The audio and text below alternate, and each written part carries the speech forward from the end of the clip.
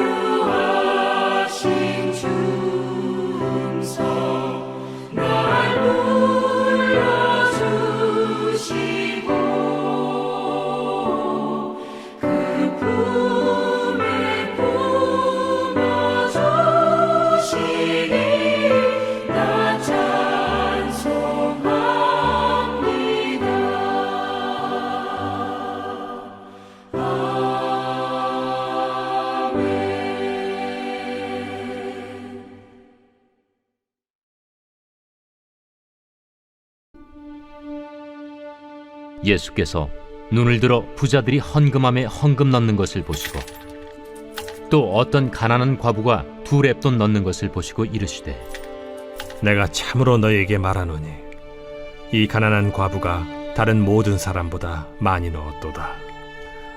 저들은 그 풍족한 중에서 헌금을 넣었거니와 이 과부는 그 가난한 중에서 자기가 가지고 있는 생활비 전부를 넣었느니라. 어떤 사람들이 성전을 가리켜 그 아름다운 돌과 헌물로 꾸민 것을 말하며 예수께서 이르시되 너희 보는 이것들이 날이 이르면 돌 하나도 돌 위에 남지 않고 다 무너뜨려지리라. 선생님이요, 그러면 어느 때에 이런 일이 있겠사오며 이런 일이 일어나려 할 때에 무슨 징조가 있사오리까? 미혹을 받지 않도록 주의하라. 많은 사람이 내 이름으로 와서 이르되 내가 그라 하며 때가 가까이 왔다 하겠으나 그들을 따르지 말라. 난리와 소요의 소문을 들을 때 두려워하지 말라. 이 일이 먼저 있어야 하되 끝은 곧 되지 아니하리라.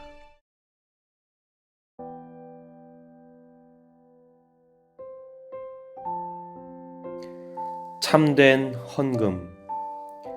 성전에 서신 예수님은 사람들이 헌금하는 모습을 지켜보셨습니다. 부자뿐 아니라 가난한 사람도 성전에 와서 자발적으로 헌금했습니다. 그들 중 한 과부의 헌금을 주의 깊게 보신 예수님은 사람들이 생각하는 헌금에 대한 잘못된 인식을 바꿔주기 원하셨습니다. 예수님의 가르침에 의하면 하나님이 인정하시는 참된 헌금은 과연 어떤 것일까요? 하나님을 향한 사랑이 담겨야 합니다. 사람들은 여러 가지 다양한 목적으로 헌금함에 예물을 넣었습니다. 예수님은 성전에 서서 사람들이 가져오는 헌금을 지켜보셨습니다.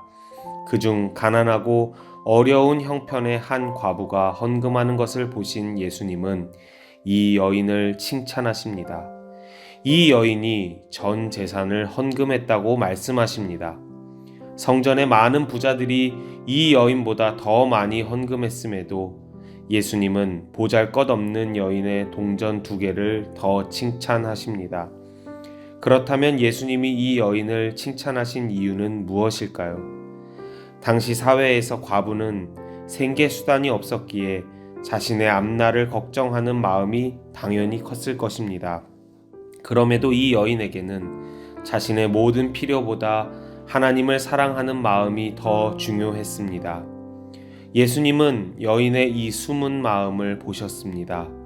우리는 대부분 부자가 내는 많은 금액을 과부의 동전 2닙보다 더 대단한 헌신이라고 생각합니다.